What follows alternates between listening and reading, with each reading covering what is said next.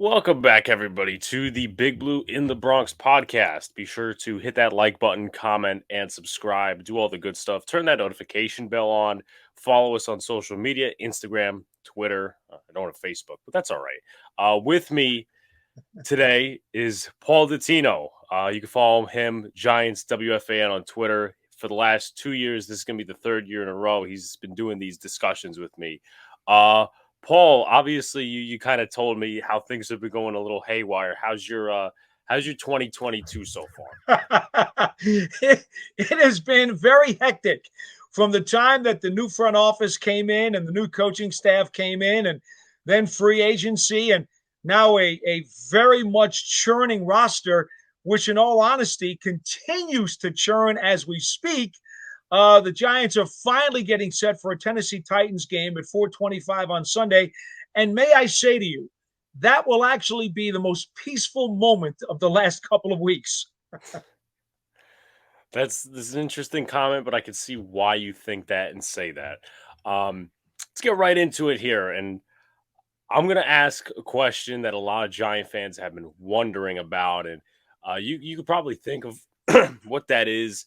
I'm going to start it off with the description and then the question at the end. Joe Shane made the move a couple of days ago to cut Blake Martinez. Many have said it was a mutual departure. In some cases, fans like myself feel it was a little bit of bad foresight because I'm pretty sure they could have cut him for more in March. But everything with the cap has been tied up the last few weeks, and the Giants were going to enter the season under the cap if they didn't make a couple adjustments.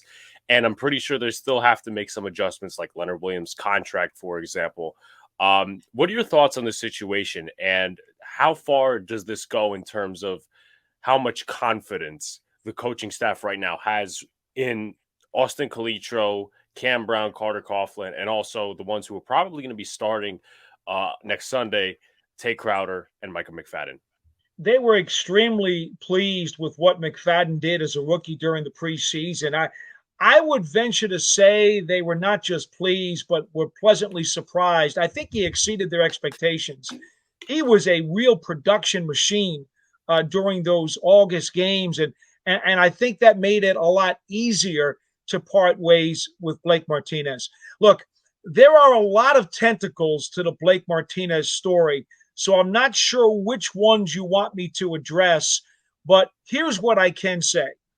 The 2020 Blake Martinez, whether it be his physical capabilities today following ACL surgery, or it be his stature within the locker room, or whether it be the fact that he probably would have been a two-down linebacker in Wink Martindale's scheme. All three of those things tied together really culminated in the move that they made the other day. Now, nobody has to like it, okay? It's fine for people to say, I don't like it. It's fine for people to say, I don't think it was the right thing to do. That's fine. I want people to understand, I try to deal with the facts as I know them. And I tell people all the time, every move that's made in the National Football League is like a prism. There are many, many angles that must be looked at. Very few of them are known to the public. Some of them are known to people like myself. Others will never be known. For example, I don't know what his GPS numbers were. You probably are aware that over the last few years, the NFL has now put scientific sensors on the players under their uniforms and shoulder pads during practice and training camp. Those sensors measure everything, whether it be flexibility, speed, acceleration, heart rate, blood pressure, lung capacity, fatigue, how much they sweat. It's all scientifically measured. There's a tremendous amount of data that is collected on every single player during practice and during training camp. From a perspective of me, I'm an outsider. I can't get that stuff. That's medical information. That's protected by privacy laws. But coaches can use that information as dictated by the medical staff and the trainers to say, look, we're telling you this player is not physically what he once was. They could tell you that. They could tell you if you need to pull back on practice because there are certain factors that are indicating danger signs. And they can also tell you how the player's rehab is going. And they can also tell you if the player has maxed out and is a shell of what he used to be and will never be the player that he was before a surgery. I'm just giving you the facts. Those are facts. Those are factual hypotheticals. I'm not telling you that's what happened with Blake Martinez, but you can't rule out the possibility that the GPS was another potential reason as to why they felt as though they could get along this season without him. And we will never know that answer because that's private information.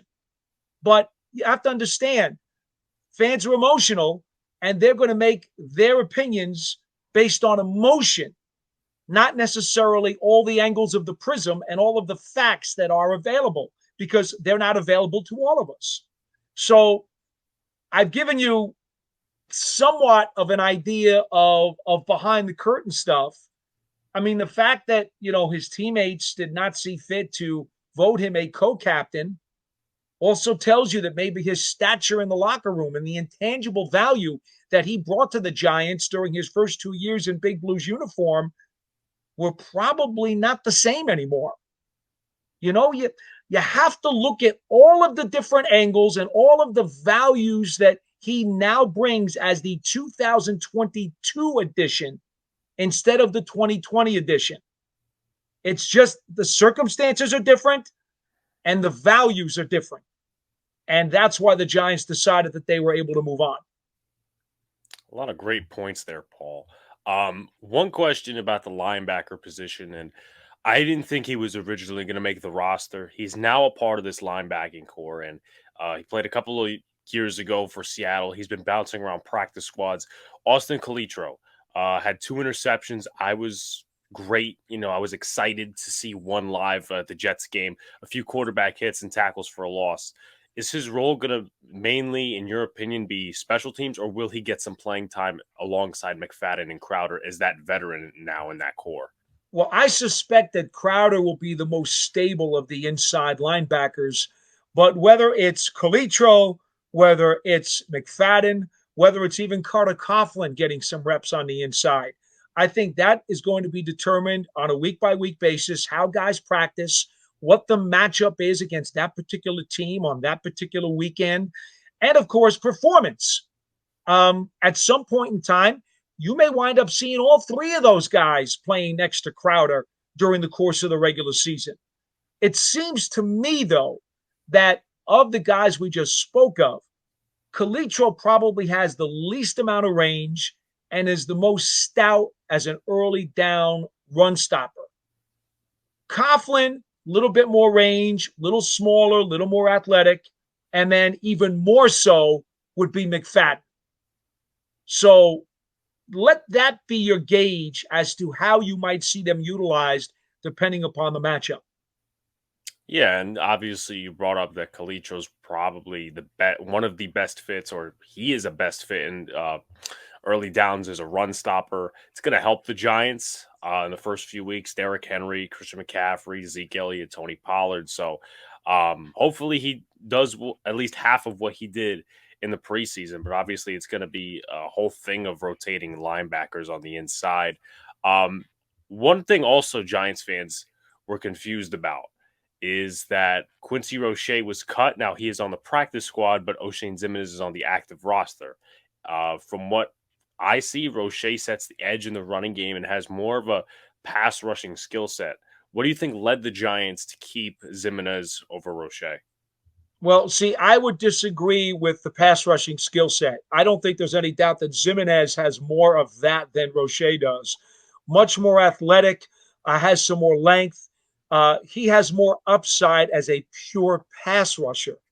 As an all-around player, right now, Roche brings more to the table as an all-around player, and certainly in holding the edge and playing against the run. It was my opinion that both would make the 53. Okay? I thought that. I didn't think Calitro was going to stick. I thought that Roche and Jimenez would both make it. So I was very pleased to see Roche come back to the practice squad. And depending upon what happens with Ojulari and Thibodeau this weekend against Tennessee, you might even see Roche activated for that game. So, and clearly his run stopping skills could be used to their advantage. Especially if you don't have Azeez Ojulari, Kayvon Tibbs, or even both Yeah. of them. And then let me say this about Jimenez. The body of work that he's put on tape to this point with the Giants has been rather nondescript. But he had a very good month of August at training camp, and he showed better in the preseason games than I think anybody thought he would. He did have a couple of penalties that I know he wished he had back, but he has shown a new life under Wink Martindale. And he's had a few years in this league. We know he had to make a big jump coming out of Old Dominion. And the Giants told us when they drafted him, he was a project that he was going to take time. Maybe this is the year with the new system with Wink Martindale that O'Shane Jimenez actually gives them a little bit more than what he has shown in the past. I know he feels that way, and it looks like Martindale feels like there's a role for him. Now, to go off of that, because you bring some interesting points up, obviously he didn't get much production in the Graham system, and obviously his rookie year he put up 4.5 sacks. Just going off of what Wink Martindale did with, fringe linebackers, Tyus Bowser, and all the other guys, do you think he fits this system the best out of what he's been in through the NFL? Well, the thing about Wink, okay, Wink is going to come at you from all different positions. I like to say that his front seven people are positionless. To some degree, he also does it with his corners and his safeties, the way he will send them in the box and on the line of scrimmage and sending them on blitz packages. You will see nobody with their hand down on the front. You'll see 1, 2, 3, 4. Heck, it wouldn't shock me if you even see some plays where there's 5 guys with their hands down. That's how multiple Wink Martindale is. Much contrasting from Patrick Graham, who liked to mix things up in the secondary.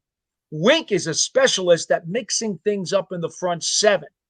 Now, with that bit of confusion and with the speed and athleticism components becoming very important to him, because that's what it's all about, okay? When he's using speed and athleticism to be able to move guys around into different spots, saying that they're going to get there quick enough out of the spots that I'm putting them in to disrupt your offense. That, to me, is probably a little more conducive to Jimenez producing than what we've seen in the past, because he definitely had trouble. His power quotient was not where it needed to be, and his run play recognition was not where it needed to be. And that's why teams took advantage of him in the run game. I think this system does fit him better. Talking still about the linebacker position, one of the guys that surprised me in terms of making the roster, Damon Fox, the only UDFA. What do you think the coaching staff saw from him in camp that was enough to make the final 53 over some other guys? Interesting, when he was at North Carolina, he wound up being my pick for the undrafted rookie free agent sleeper to make the team. A lot of people thought Yusef Corker out of Kentucky, a draftable player, would make it. I always had my eye on Fox. I thought he was a really good sleeper. This is a guy who has all the measurables, okay? At North Carolina, his motor ran hot and cold. Quite honestly, there were times where he was just invisible on the field. And then there were other times where he made plays and you said, wow, he has a skill set. He has a toolbox and tools in it that can make him a very productive player. I think the Giants simply looked at the toolbox and said, okay, let's see if maybe when he matures and he gets here, we'll worry about the motor later. The guy's got physical tools that are pretty impressive. So he gets here to camp, and early on, to be honest with you, I thought he was very quiet. I didn't necessarily see a lot of impact. But as the preseason wore on, over the last couple of weeks, he started doing things. And, of course, remember, Ojulari was out. So during practice, you had Thibodeau out and Ojulari out. And now Fox was getting kind of more snaps and more reps. To his credit, he took advantage of them and started showing out more consistently. When he saw the opportunity, he seized it. And this coaching staff is very, very big on earning your way through your daily practice reps. They saw it. They rewarded him. They're giving him a chance. I don't know that he should be comfortable because, as we both know, the roster, especially the back of the 53, can be very fluid. So I don't know that he's cemented in there. But what I do know is until he proves otherwise, he'll be there and they'll give him a chance. And at some point, when he does get on the field in a jersey, and it may not even be for some weeks, who knows? But when he does, if he has a hot motor and does show you what he showed the coaches the last couple of weeks of August, the Giants will be pretty pleased. He definitely has some tools. Remember, his last year at Carolina, I think he had like 9 sacks. You know, he definitely produced at a much higher level. Very good points there. You remember the hit he had on special teams, by the way, at the Meadowlands at the end of that game. Yep. I mean, when the motor's running, he's a player. Very hot motor at that. Hopefully it shows up in some games, and not like anyone should have any like big expectations for him. He's an undrafted free agent, and he's the only one that made the team. So, and he's got a bunch of guys ahead of him. So, we'll see what we get from him this season, of course. Transitioning a little bit to the offensive side of the ball, and this has been my question for the last few weeks. What's the left guard spot looking like for week 1? Is it Devery Hamilton? Is Josh Azudu healthy? Is Ben Bredesen healthy? I mean, what's the story with that position right now? Well, as we taped this program on Monday afternoon, the Giants had a walkthrough today that was closed to the media. They will have full practices on Tuesday and Wednesday. They'll be off Thursday and have a full practice on Friday. It may be, and Brian Daboll mentioned this earlier during his press briefing, and I don't think he's trying to lie. I really think that they don't know. I think they're going to let practice play out this week and figure out the guy who earns the spot against Tennessee is going to be the guy. They've got options, okay? Whether it's Azudu, who's missed a lot of practice time during August, but they like his talent a lot. I think it may be a much to ask of him to go up against the Titans right off the bat. But they certainly like him a lot. They obviously could go to Bredesen, who had a elbow injury a couple of weeks ago. I don't know if he's going to be able to practice this week, but he's certainly a guy they would look at. Max Garcia has been here now all off season. He's certainly an experienced guard and center in this league, so that would be an option. You talked about Devery Hamilton. Played 2 games in the preseason at guard against second and third teamers and did very well. The last preseason game when he played tackle against the Jets, not so well. So I don't know how to grade him because he didn't play any first teamers when he was playing guard. And you're going up against a very stout Titans defensive front. You might be unpleasantly surprised if you throw him in there. That's a little risky, but maybe that's the call. And then, of course, there's also Jack Anderson. Now, he's been here for about several days.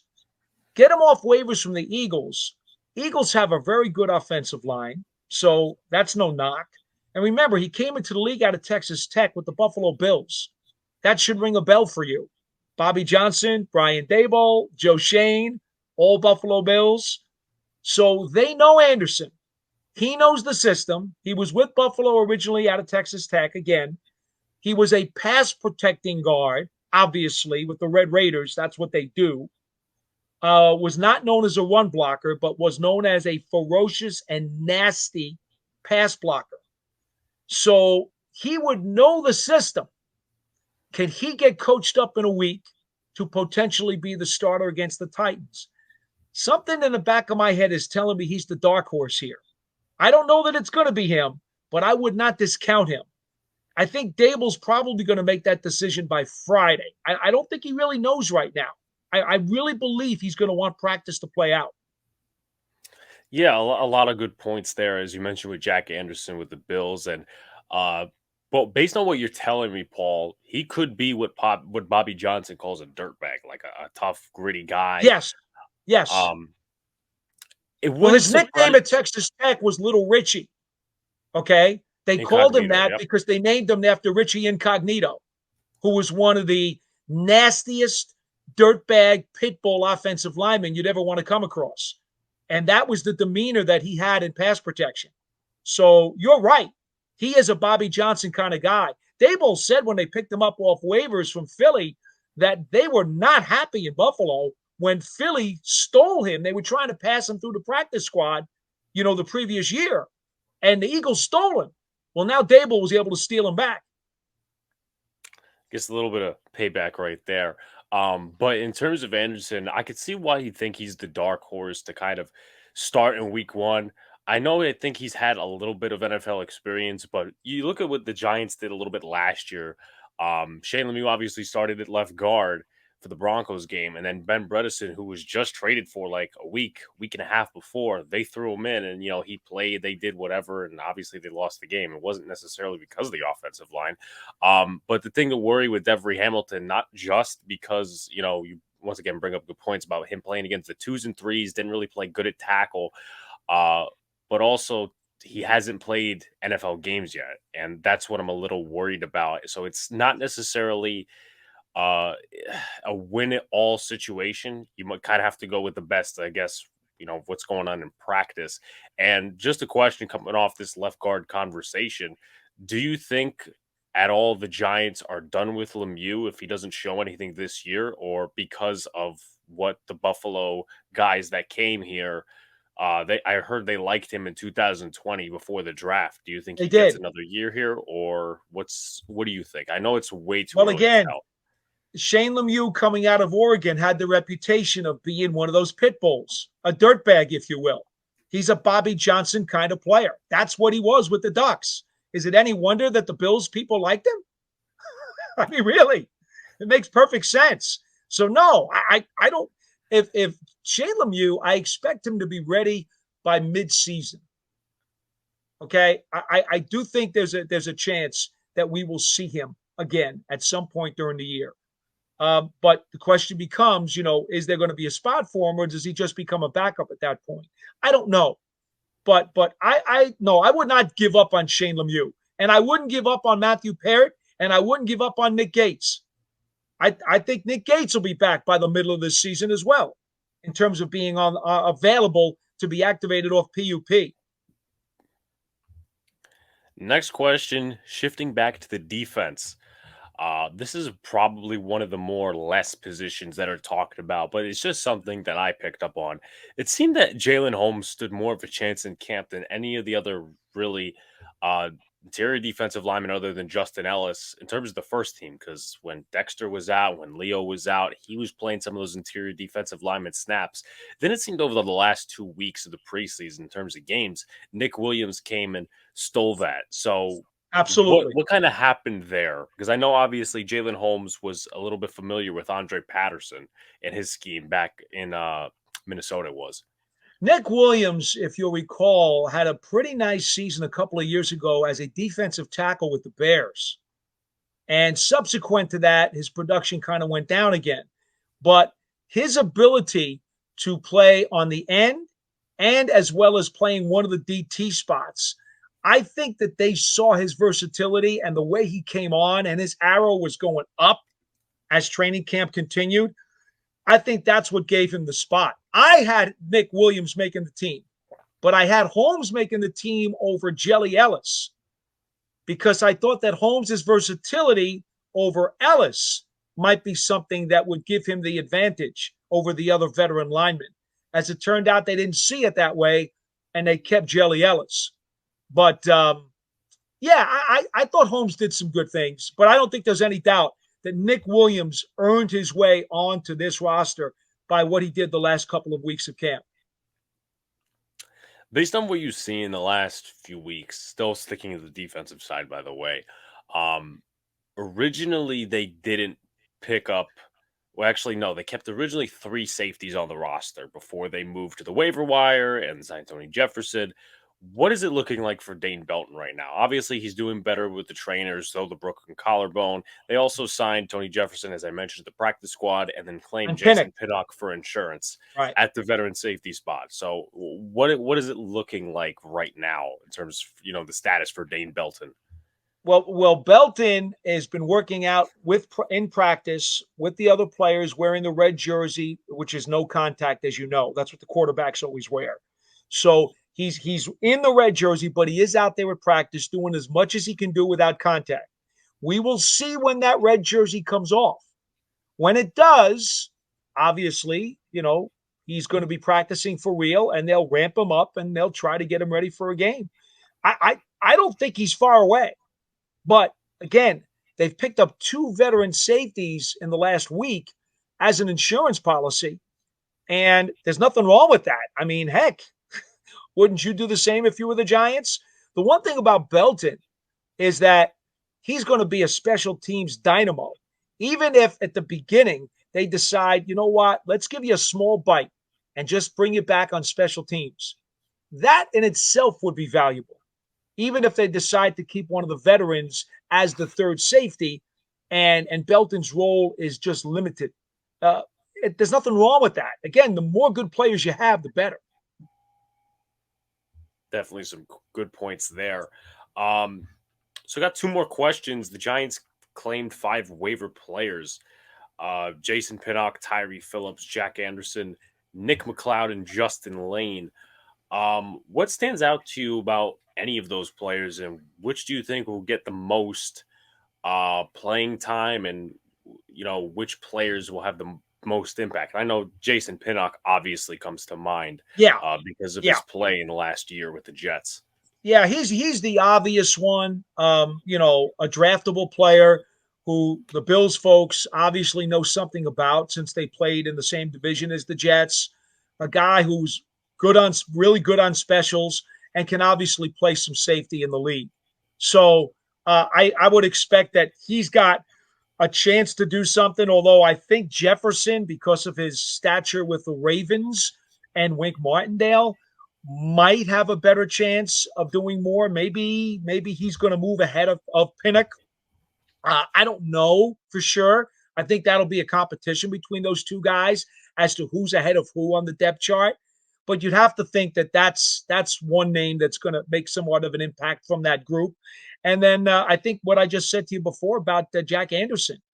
They talk too highly of him coming out of Texas Tech, even though he wasn't drafted. The Bills people who had him when he first came out of school, they speak very, very highly of him. Something tells me that guy's going to be heard from at some point during the season. If not right away, at some point during the season, it would not shock me if he winds up becoming one of those guys who comes in as an extra lineman and maybe as a fullback in short yardage or goal line or something like that. They just seem to like him too much for me to push him to the side as an also-ran. And then final question, you touched a little bit upon this earlier. What are the statuses of Matt Parrott and Nick Gates? Now, I personally don't expect anything from Nick Gates this season, and I think that would be a mistake. That would be a mistake. Nick Gates is going to make it back. I guarantee it. He will make it back, and he will be available to them. Now, will they need him? Who knows? Maybe the offensive line is going to be in such great shape that they don't need to activate him. But I believe that Nick Gates will be activated at some point by the middle of this season and available to them as a backup center and or guard. I do believe that. Maybe they'll be in such great shape that they'll decide that they don't need him because he's on PUP. Him and Parrott are both on PUP, so they can come off and be activated at any time. There's no restrictions on those 2 guys. All I will say is don't count out Nick Gates. I think, Richie Seubert came back from a very, very similar injury, and people counted him out, and he came back and started and won a Super Bowl for this team. Don't count out Nick Gates. And then Matt Parrott. I know obviously he hasn't – well, I mean, just to put it right down there, the Giants don't necessarily – it's a knee, and they drafted Evan Neal. So right now, Matt Parrott comes back, and he's looking at being the third tackle. I mean, let's not kid ourselves. He's not going to take Neal's spot. He's Yeah, not going to of take course. Thomas's spot, right? Of course. So if he makes it back, and he's progressing very well too, wouldn't shock me if by the end of October he's eligible to be activated because he's getting clearance from the medical staff. But again, I'm thinking third tackle for him. Would they try him at guard? I don't think he's a guard. I think he's better off at tackle. So I think unless something happens to one of those two young condominiums on the edges, I think Parrott is looking at being the third tackle at some point. Now, obviously, there probably will be injuries to this offensive line. There'll be injuries probably Don't everywhere. say that. Well, I don't want to jinx it, Paul, but I'm just saying, we're going to play pretend for 30 seconds and say, what if there are no injuries? Do you think that Matt Parrott, if he comes back and when he comes back, do you think he takes a guy's spot like Devery Hamilton, for example? And I obviously, said that he's going to be the backup tackle, where we have a lot of guard depth on this roster, like Jack Anderson and Tyree Phillips already. And, Devery Hamilton, yeah, he can play both, but he doesn't necessarily have NFL experience compared to the rest of the guys. Do you think that guy... I didn't like Hamilton at tackle. In the preseason game against the Jets, I thought he struggled. I didn't like him out there. I think he's much better off at guard. So in my mind, yeah, they could really use Matthew Parrott to come back and be that third tackle, that swing tackle. I think that right now you could honestly say that's a need, okay? Much more than the guard spot, because they've got a lot of guys, a lot of options. I mean, they even took Wyatt Davis the other day. You saw from Ohio State. They just picked him up the other day. He's a project. But, they just picked him up. So they got a lot of beef on the inside. They don't really have depth at the tackle spot. I mean, you're looking at a guy like Holden, a guy like Hamilton. Matthew Parrott, let's not kid ourselves. Matthew Parrott was a third-round draft pick. He better be good enough to be the third tackle. Yeah. And, I mean, I personally thought he should have started over Solder at different points last year, but that's another thing. That's last year. Did it surprise you a little bit that Roy Mbetika did not stay with the team? Because I thought they were going to develop him, at least leave him on the practice squad. I think you will see him bounce around on the practice squad every other week or something of that nature. I think he'll be here, then he'll be gone. He'll be here, he'll be gone. I do think they're going to want to work with him. He wants to be with the Giants. Osi Umenyiora basically placed him here. I don't think any other team is going to try to uproot this guy because he's already, someone who is very, very green. He's just trying to grow into the sport and into his position. I think everybody understands exactly where he's at, and it doesn't make sense to uproot him and to bring him into a new situation. So I don't think you have to worry about him signing anywhere. The question will be, how many weeks during the course of the fall and winter will he be on the Giants practice squad to get that tutelage? Because I do expect that he's only a phone call away, and I think we will see him again. Well, be sure to like, comment, and subscribe, everybody. 5 stars on Apple Podcasts. Follow us on social media. Do all the good stuff. Paul, I enjoyed this conversation, as I always do, for the past 3 years. Great conversation overall, my friend. Good to be with you as always. Stay well and do enjoy the season.